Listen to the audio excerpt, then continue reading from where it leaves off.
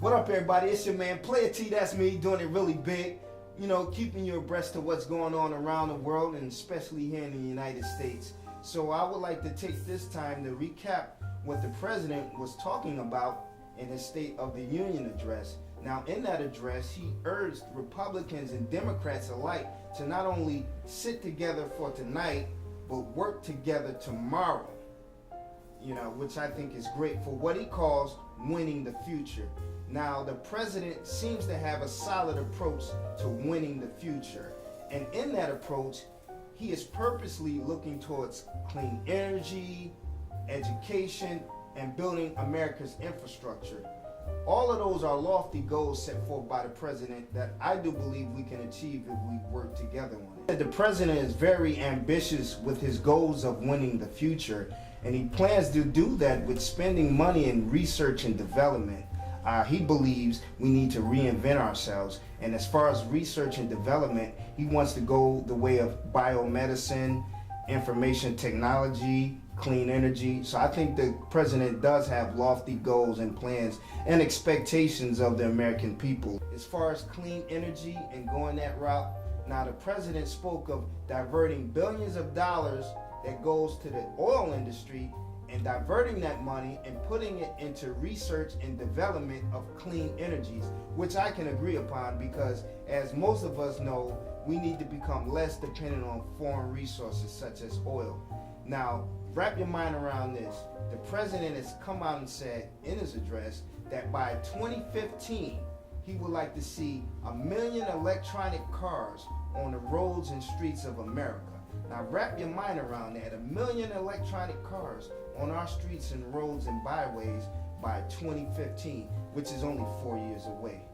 By 2035, the president would like to see all homes and businesses in America operating off clean energy resources such as electricity. Again, lofty and ambitious, but for someone being the commander-in-chief and the head of state, we need someone with bold ideas for the future, and I can agree with the president on that. The president also spoke about having 80% of the United States with access to high-speed rail. So, you know, just wrap your mind around that. That's something we haven't seen in this country. You see it in other countries like China. He also wants to have 90% of Americans with access to high-speed internet. All this, he believes, will drive economic development in the United States.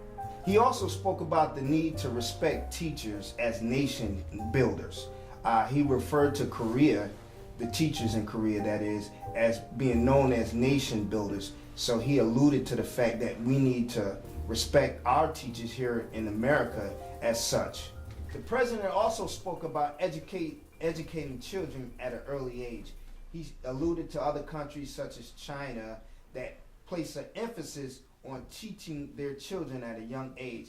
I can agree with that. We really need to grab our children and teach them at a younger age. But I think we could have added a few things on there. Mr. Obama probably couldn't say. I think we can home educate our children and teach them to help build our own families before we send them off to help build other families. But as long as we get productivity happening in the United States, I'm all for it. I'm all behind the president. By 2014, the president seeks to double exports of American goods to overseas destinations. The president was real strong on immigration. However, he did empathize with those individuals that were born of a different nationality but raised here in America with American ideas. And I believe strongly that the president have their interests at heart, and he likes to see progression in that area.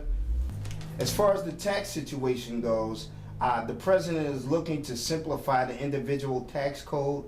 He's also not looking to permanently have a tax cut for the wealthy.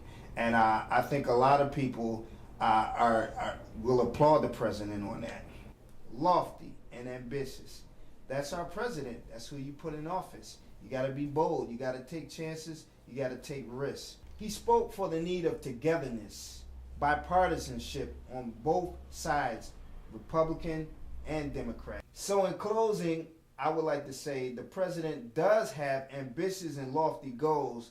However, I do think together with bipartisanship, Republican and Democratic and Independent, I believe we can achieve those goals and make America stronger. What do you think? Playa T, that's me, Hollywood in the Hood. Thank you.